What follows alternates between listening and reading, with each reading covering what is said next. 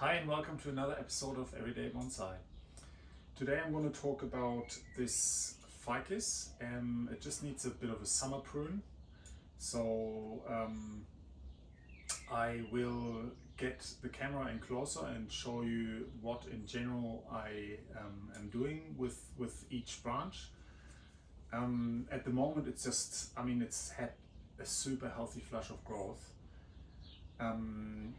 It's now at the point where it's grown so far that the light is not going to be able to penetrate into in between the branches anymore. So over time it'll just grow bigger and bigger and bigger, and the branches inside of the tree will not really generate any growth. So that's why I have to cut it back, create some just kind of some rough pads, but just a lot more lightness inside the tree. So cutting a whole lot of growth out. In general, they grow really well here in Auckland, inside as well as outside. So this one I've kept inside all the time, winter and summer. And what's interesting is that the leaves, as I said, like both works really well inside and outside. The leaves inside get bigger, that's what I've noticed, and they get really a lot thinner, whereas the outside ones are a lot more waxy and thicker. These ones get larger and almost kind of translucent, and I believe it's from the light that they're receiving. So that's just my theory. So when they're outside, they're obviously getting a lot of light and a lot of direct sun as well at times of the day. So they kind of try to protect themselves from it. Whereas here, they this being an indoor plant, it only gets indirect light, and it's not very strong. So they really kind of open up and generate bigger leaves, and they generate them thinner so that the light that is there is easier to penetrate the leaves, and it allows them to photosynthesize better. Yeah, so I might just get you in, show you what I'm doing there, and then put it on a time lapse and cut the whole tree and show you the end result. All right. Let's get into it.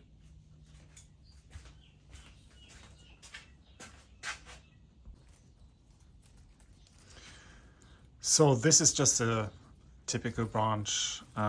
It is coming straight from the inside and comes from a primary branch. And I might just to make it easier to see, put a towel on top to the background. And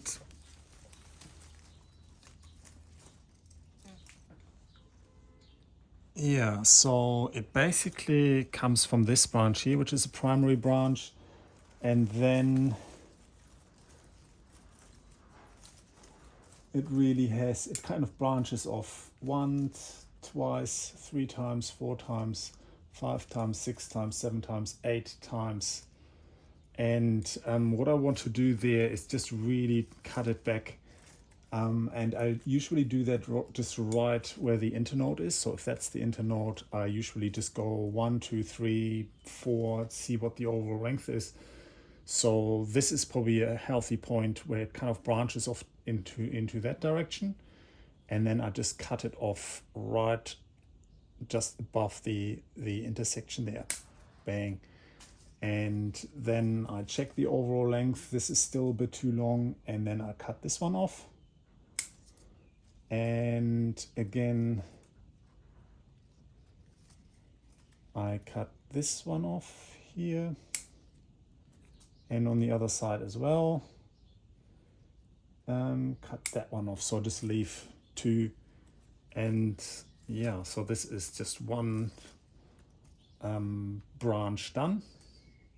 and I might just do it all on all the other branches as well, on time lapse, and yeah, show you the end result at the end.